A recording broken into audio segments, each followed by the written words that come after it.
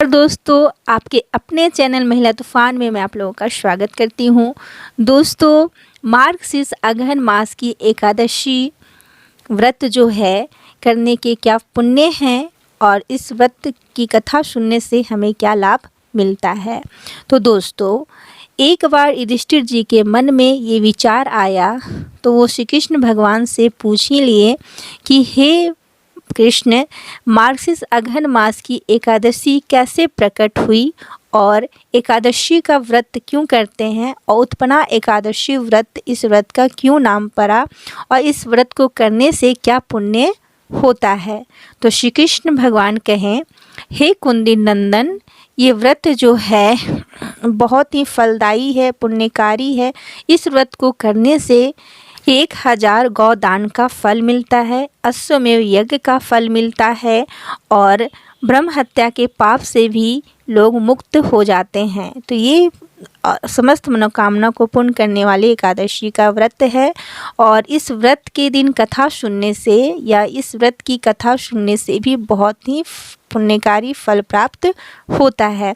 इसलिए इस कथा को सुनने मात्र से ही बहुत सारे पाप धुल जाते हैं और इस व्रत को जो लोग बड़ी श्रद्धा प्रेम से करते हैं वो मोक्ष को प्राप्त करते हैं। बार बार जो जन्म लेने की जो प्रक्रिया होती है उससे वो मुक्त हो जाते हैं।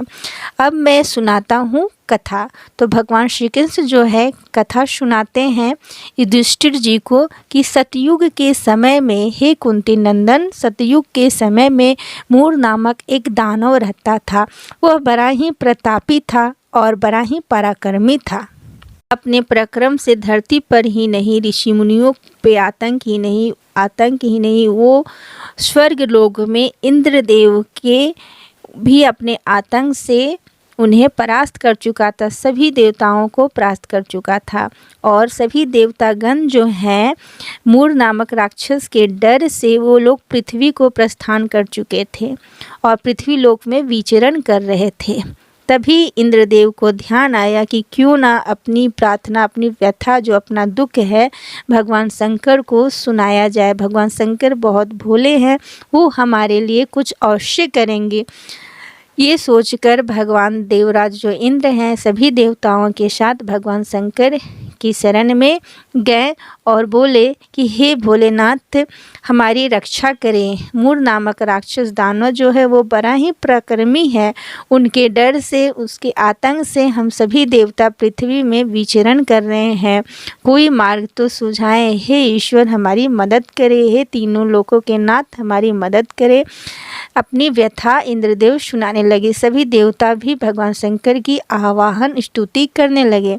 तो भगवान शंकर जो थे वो अपने आँख खोले और बोले कि आप लोगों की व्यथा जो है वो श्री हरि विष्णु भगवान अच्छे से हल कर सकते हैं, क्योंकि भगवान श्री हरि जो हैं तीनों लोकों के पालन करता हैं, सर्वश्रेष्ठ हैं और भक्त वात्सल्य से परिपूर्ण हैं और वो सबकी मदद करने वाले हैं, दुख हरने वाले हैं। परम बुद्धिमान देवराज इंद्र विष्णु भगवान के पास गए। उस समय विष्णु भगवान श्री सागर में विश्राम कर रहे थे। देवराज इंद्र और उनके साथ जितने भी देवतागण थे भगवान विष्णु की स्तुति आरंभ किए। देवों के देव, आपको नमस्कार है, और अपनी व्यथा सुनाने लगे कि मूर नामक राक्षस से भयभीत होकर आपकी शरण में आए हैं और अपनी सारी व्यथा सुना डाली। तब विष्णु भगवान बोले कि हे देवता, वह दानव कैसा है, उसका रूप कैसा है, वो कहाँ रहता है, उसके रहने का स्थान कहाँ है। तब देवराज इंद्र बोले कि वह बड़ा ही प्रतापी है, पराक्रमी है और बहुत ही दुष्ट है, उसका रूप बहुत विशाल है और वो चंद्रावती नगरी में रहता है। हे ईश्वर, हे विष्णु भगवान, उसने दूसरे इंद्र को बैठा दिया है स्वर्ग लोक में और अग्नि, चंद्रमा, सूर्य, वायु, वरुण देवता भी दूसरे बैठा दिए हैं। इसलिए हम लोग पृथ्वी में विचरण कर रहे हैं और भगवान शिव के द्वारा कहे जाने पर आपकी शरण में आए हैं। तब भगवान विष्णु बहुत क्रोधित हुए और सभी देवताओं को साथ में लेकर चंद्रावती की ओर प्रस्थान किए। चंद्रावती जब भगवान विष्णु पहुँचे तो वो देखते हैं कि सभी देवता डर से, उस मूर राक्षस के डर से दसों दिशाओं में भागने लगे, भाग गए। और मूर राक्षस जो है वो दहाड़ता हुआ, चीखता हुआ आने लगा। उसके बाद उसने विष्णु भगवान को देखा तो बोलने लगा, खड़ा रह, खड़ा रह, खड़ा रह। तब भगवान विष्णु जो हैं वो बोले, ए दुराचारी दुष्ट राक्षस, तूने पृथ्वी लोक से लेकर स्वर्ग लोक तक आतंक अपना फैला रखा है, तू बहुत ही दुराचारी है।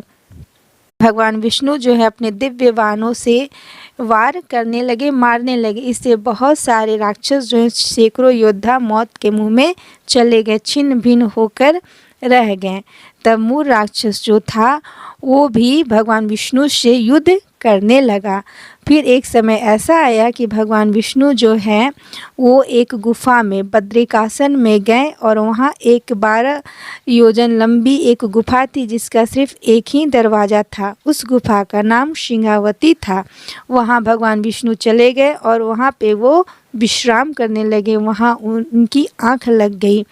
तब जो मूर नामक जो राक्षस है वो अवसर पाकर भगवान विष्णु के पीछे पीछे उस गुफा में पहुंच गया और भगवान विष्णु को सोता हुआ देखकर सोचने लगा कि ये देवता जो है वो दानव का कभी हित नहीं करते हैं और हमेशा ही नुकसान पहुंचाते हैं, इसलिए इस देवता को मुझे मार देना चाहिए। ऐसा सोचकर वो भगवान विष्णु के पास खड़ा हो गया। तभी भगवान विष्णु जब सो रहे थे तो उनके उदर से एक देवी प्रकट हुई।